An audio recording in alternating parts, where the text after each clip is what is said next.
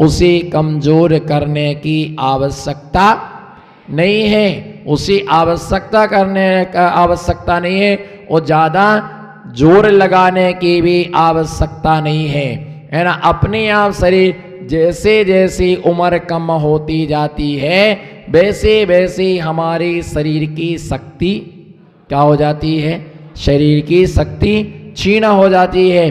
और जैसे जैसे उम्र हमारी युवा अवस्था रहती शरीर मजबूत रहता है, और जैसे जैसे शरीर कमजोर होता है वृद्ध अवस्था में चला जाता है, शरीर में झुर्रियाँ पड़ जाती हैं, आंखें धस जाती हैं, कानों से सुनाई नहीं देता है, बोलने की शक्ति समाप्त हो जाती है, चलने की शक्ति समाप्त हो जाती है, सोचने की शक्ति समाप्त, सारी शक्तियाँ धीरे धीरे क्या हो जाती हैं। इन सबके साथ में फिर भी हमारा आत्मा का बल मजबूत होना, आत्मा का बल हमारा मजबूत होना चाहिए। मैं एक एलक जी के लिए, एक एलक जी थे और उनके लिए मैंने एलक अवस्था में देखा, एलक अवस्था में उनको देखा, उनका शरीर अच्छा हष्ट पुष्ट था। वो महाराज श्री मुझे समेत शिखर जी में मिले, मैं वंदना करने के लिए जा रहा था और वो वंदना करके लौट रहे थे। मैंने उनके दर्शन किए, मैं उस समय ब्रह्मचर्य अवस्था में था, वो मुनि अवस्था में थे। तो मैंने महाराज से पूछा, महाराज बहुत कमजोर हो गए आप। तो महाराज ने कहा कि शरीर तो कमजोर होने ही वाला है, आत्मा हमारा क्या है, बलवान है। कौन बलवान है? आत्मा हमारा बलवान है। किसी का शरीर बहुत बलवान होता है लेकिन अंदर से वो बहुत कमजोर होते हैं। जो कोई भी नियम नहीं पालन कर सकता है समझना ये भीतर से बहुत कमजोर है, कोई भी नियम पालन नहीं कर सकता है। जबकि हमारे अंदर भगवान बनने की क्या है, शक्ति, हमारे अंदर परमात्मा बनने की हमारे अंदर शक्ति है, भगवान बनने की हमारे अंदर शक्ति है, मोक्ष महल में जाने की हमारे अंदर शक्ति है। लेकिन मोह के कारण से हम अपनी शक्ति को क्या हो गए हैं, भूल गए। क्या हो गए? हम अपनी शक्ति के लिए भूल गए हैं कि ये क्या है। हम अपनी शक्ति के लिए भूल चुके कि ये क्या है। एक शेर था, एक शेर था तो गुफा में होगा वो, और कुंभकार जो था तो मिट्टी लेने गया। तो कुंभकार ने कहा कि भैया जल्दी चलो अंधियारी आ रही है। क्या? जल्दी चलो अंधियारी आ रही है। अंधियारी का डर है, डर हमेशा अंधेरे में लगता है, उजीले में कभी भी डर नहीं लगता है। बोलो, डर हमेशा अंधेरे में लगता है, उजीले में कभी भी डर नहीं लगता है। इसलिए जहां जहां अंधेरा होता है वहां वहां हम टार्च लेकर के जाते हैं। डर अकेले में लगता है, कोई हमारे साथ में हो तो फिर हमारे लिए डर नहीं लगता है। और कोई कह दे तुम चिंता मत करो हम तुम्हारे, तो बोलो ना फिर, तुम चिंता मत करो हम तुम्हारे साथ हैं, तुम्हें पीछे मुड़ने की आवश्यकता नहीं है ना, तुम्हें चिंता करने की आवश्यकता नहीं है। जब हमें किसी व्यक्ति का ऐसा क्या मिल जाता है, बल मिल जाता है, जब हमें किसी व्यक्ति का ऐसा बल मिल जाता है, ऐसा हमें संबल मिल जाता है, तो हमारी सारी चिंताएं अपने आप क्या हो जाती हैं, दूर हो जाती है कि कोई हमारे साथ में। इसीलिए कहा था एक से दो भले। बोलो, एक से दो भले। चित्त मिले तो चेला कीजिए, मित्त मिले तो मेला। बोलो, चित्त मिले तो, बोलो ना, चित्त मिले तो नमो सिद्धाड़म। चित्त मिले तो चेला कीजिए, बोलो ना, चित्त मिले तो चेला कीजिए, मित्र मिले तो मेला, ना सबसे भला अकेला। बोलो, चित्त मिले तो चेला कीजिए, चित्त मिले तो चेला कीजिए, मित्र मिले तो मेला, न सबसे भला। अगर चित्त मिले तो चेला बनाना चाहिए। क्या? चित्त मिले तो नारियल चढ़ाने से कुछ भी होने वाला नहीं है। चित्त मिले तो चेला, और मित्र मिले तो अगर अच्छा दोस्त मिल जाए तो गले में हाथ डाल के चलो अपन मेला में चलते, और ना सबसे भला अकेला।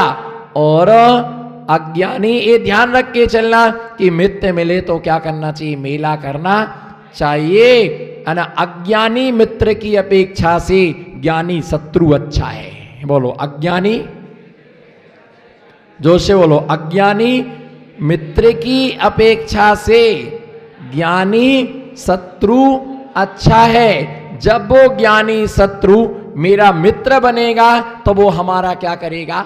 है ना, वो हमारा मित्र बन जाएगा।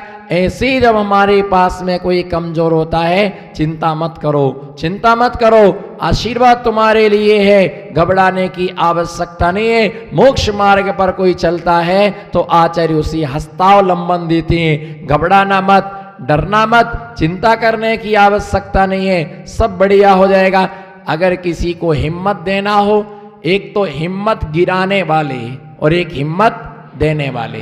बोलो, एक हिम्मत तोड़ने वाले और एक हिम्मत। अब देखिए, बिल्कुल आपका उदाहरण में आपको दे रहा, मेरा कुछ भी नहीं है। आपका उदाहरण में आपको दे रहा है, इसमें मेरा कुछ भी नहीं है। जैसे कोई व्यक्ति शिखर जी जा रहा और चढ़ना उसने चालू किया, चढ़ता जा रहा, चढ़ते अब उसको थकान लगने लगी तो वो थोड़ा चढ़ पाता है तो बाद में क्या पूछता है? भैया कितना दूर है पर्वत? तो क्या बोलते? बोलो, क्या बोलते हैं? अरे बस ये लाइट चमक रही ना पीली पीली, बस यही तो गौतम स्वामी की क्या है? अच्छा बस, हाँ बस यही दिख रहा दादी। चलो कोई बात नहीं, अब बिल्कुल थोड़ा सा रहेगा, हाँ में 6 हाँ में, और धीरे धीरे वो क्या है फिर आगे भैया कितना, बस ओ देखो झाड़ के उस वाले झाड़ के उस तरफ, वो दोनों के बीच में दे रहा सफेद, बोलो ना, वो टोंक के बीच में सामने दे रहा सफेद है। बस यही तो गौतम स्वामी जी है ना टोंक है। आप तो बिल्कुल आ ही गए, अरे आपने इतना चढ़ लिया, ओहो हो, आपसे हमको हिम्मत मिल रही। बोलो, आपसे हमको, आप हमारे तरफ हाथ करो, आपसे हमको हिम्मत मिल रही। और बस ये रह गया। और ऐसा करते वो डोकरी कहाँ हो जाती है? गौतम स्वामी की टोंक पर। और बेचारे चढ़े और बिल्कुल पास में था और कह दिया अभी तो भैया 5000 सीढ़ियां और चढ़ना। ये भैया हमसे तो बस, वो बेचारी ना मरे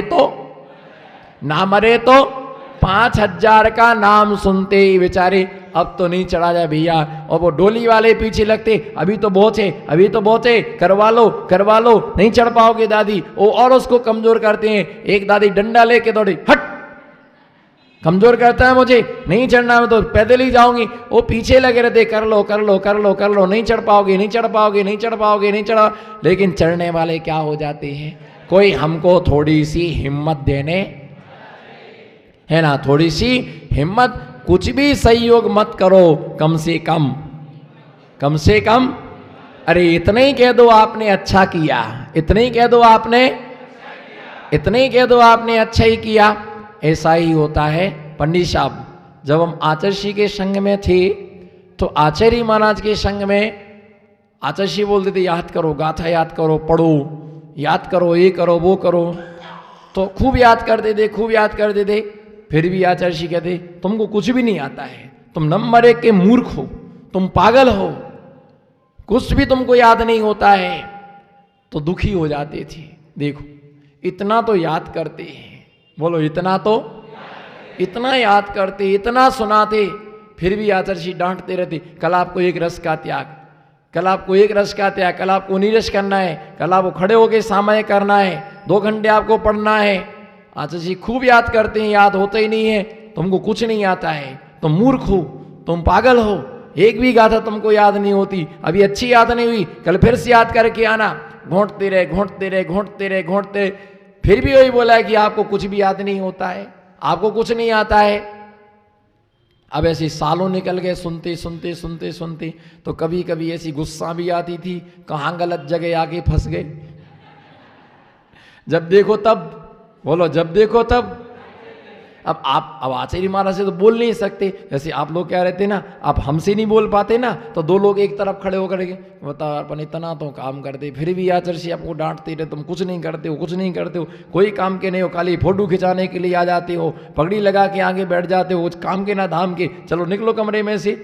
मतलब यार अपन इतना तो जी जान से घर छोड़ के, बीवी छोड़ के, बच्चे छोड़ के, दान भी दे रहे, पैसा भी दे रहे, भैया वृत्ति में भी आ रहे, आहार में भी आ रहे, सोच क्रिया में भी आ रहे, प्रवचन में भी आ रहे, फिर भी बोलते रहते कोई काम के नहीं। तुम बताओ, बहु भूल થઈ गई, बहु भूल થઈ गई, हु करवानो, जैसे है पार पाओ, अगली बार देखा जाएगा।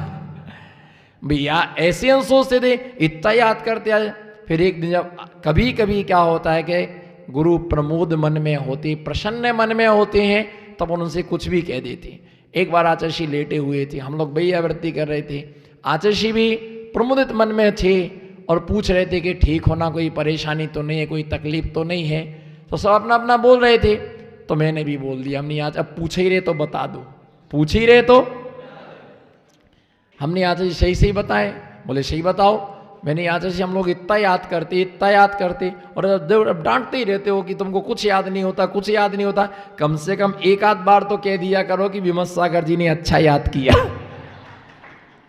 कम से कम एक आध बार सबके सामने डांट, श्रावक बैठे उनके सामने भी डांट देते, तुमको कुछ नहीं आता छुल्लक विमल सागर जी, कुछ नहीं याद करते हो, तुम मूर्ख हो। आचार्य जी सबके सामने डर लगता है, आप डांट देते सबके सामने। बोले देखो, हम इसलिए तुमको डांटते, अगर हम कह देंगे तुमको अच्छा याद होता है तो तुम कल से याद करना बंद कर दोगे, और हम डांटते हैं तुमको, तुमको कुछ नहीं आता, तुमको कुछ नहीं आता, तुमको कुछ नहीं आता, इसलिए तुम क्या करते रहते हो, अच्छा याद करते रहते हो। कई बार ज्यादा प्रशंसा में भी काम क्या हो जाता है, बिगड़ जाता है। इसलिए अंकुश लगा करके क्या करना पड़ता है, रखना पड़ता है। और वो डांटते रहे, वो पीछे पड़े रहे, वो हमारे पीछे रहे, तो आज हम आगे हो गए, और आगे हो गए उनके, उन्होंने हमको पढ़ाया, तुमको कुछ नहीं आता है, कुछ नहीं आया, इसलिए सब कुछ आया। और अगर कह दे तो हमें सब कुछ आता है, तो हमें कुछ भी आता, कुछ भी आता नहीं है। तो गुरु की हर बात में क्या होता है,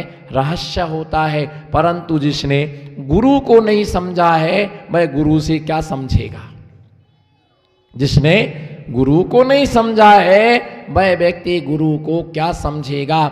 ऐसे बिना गुरु के किसी भी जीव का कल्याण ना हुआ है, और ना हो सकता है, और ना होगा। गुरु भक्ति हमारे अंदर नहीं है, तो सब कुछ होने के बाद भी हमारे पास कुछ भी नहीं है। पद्म पुराण में आचार्य रविशरण स्वामी उस ग्रंथराज में लिखते हैं कि जो हित माता पिता नहीं कर सकते, जो भाई बहन नहीं कर सकते हैं, जो कुटुंब के लोग नहीं कर सकते हैं, जो हित गुरु कर सकते हैं, वह हित कोई दूसरा कर नहीं सकता। क्योंकि माँ जन्म देती है और गुरु धर्म देते हैं। बोलो, गुरु माँ जन्म देती है और गुरु जो जन्म देती है उसका नाम माँ। बोलो, जो जन्म देती है उसका नाम माँ। जो बैठने को जगह देती है उसका नाम धरती माँ। जो जन्म देती है उसका नाम माँ, जो बैठने को जगह देती है उसका नाम है धरती माँ, और जो हमारी सोई हुई आत्मा को जगा दे उसका नाम है जिनवाणी। उसका नाम है जिनवाणी माँ। उसके लिए जो हमें जन्म देती है उसका नाम माँ, जो हमें बैठने को जगह देती है उसका नाम है धरती माँ, और जो हमारी सोई हुई आत्मा को जागृत कर दे उसका नाम क्या है, उसका नाम क्या है, जिनवाणी माँ उसके लिए कहा जाता है। वो जिनवाणी माँ कहलाती है। जैसी माँ अपने बच्चे से कहती है, अगर किसी के घर पर भोजन के लिए निमंत्रण है तो माँ क्या कहती, भैया भोजन करने जाना, जो मिले सो खा लेना। क्या, जो मिले सो खा लेना, पर पराए घर में जा करके तुम किसी से कुछ भी मांगना, कुछ भी मत मांगना। अच्छा नहीं लगता, कम पड़े तो अपने घर में आकर के खा लेना, पर तुम किसी से कुछ भी मांगना, तुम किसी से कुछ मांगना। जैसे माँ अपने बालक को समझाती है, उसी प्रकार से एक जिनवाणी माँ दिगंबर रूपी मुनि के लिए समझाती है, हे बालक किसी से कुछ मांगना मत, किसी से कुछ मांगना मत। वो माँ सिखलाती है और ये माँ भी क्या करती है, सिखलाती है। तो ऐसी वो माँ होती है जो हमारे लिए सदमार्ग बतलाती। जो उपकार गुरु कर सकते, वह उपकार कोई जगत में दूसरा नहीं कर सकता, क्योंकि समाधि और दीक्षा दो ऐसे चीजें हैं जो गुरु के द्वारा ही संपादित होती है। क्या होती है मालूम? आचार्य भरत सागर जी महाराज का नाम आप सभी लोगों ने सुना होगा, जो एक ऐसे इकलौते आचार्य हैं, जो एक ऐसे इकलौते आचार्य हैं जिनके लिए मर्यादा शिष्योत्तम की उपाधि से विभूषित किया गया। किससे? मर्यादा शिष्योत्तम की उपाधि से जिनके लिए विभूषित किया गया, ऐसे आचार्य भरत सागर जी महाराज, जिनका क्षुल्लक दीक्षा का नाम क्षुल्लक शांति सागर जी था। क्या नाम था? जिनका क्षुल्लक अवस्था में नाम, जिनका शांति सागर जिनका नाम था। अब वो बहुत साल तक वो क्षुल्लक रहे, तो उनके लिए क्षुल्लक दीक्षा में तकलीफें थी कि जितना वो आहार करते थे, आहार के तुरंत बाद उनको उल्टी हो जाती थी। आहार के तुरंत बाद उनके लिए उल्टी हो जाती थी। जो भी आहार करते थे वो संपूर्ण आहार उनका बाहर निकल जाता था। जब वो आहार बाहर निकल जाता था, बहुत समय तक वो अस्वस्थ रहे, बहुत समय तक अस्वस्थ रहे।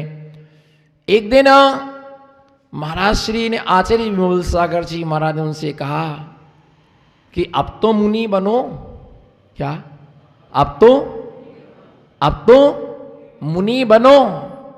और मुनि बनो तो उन्होंने कहा कि महाराज मुनि बनने की इच्छा तो बहुत है, मुनि बनने की इच्छा तो बहुत है, लेकिन हमारा स्वस्थ काम नहीं करता है, हम अस्वस्थ हैं, हम बीमार हैं, हम अस्वस्थ हैं, हम बीमार हैं।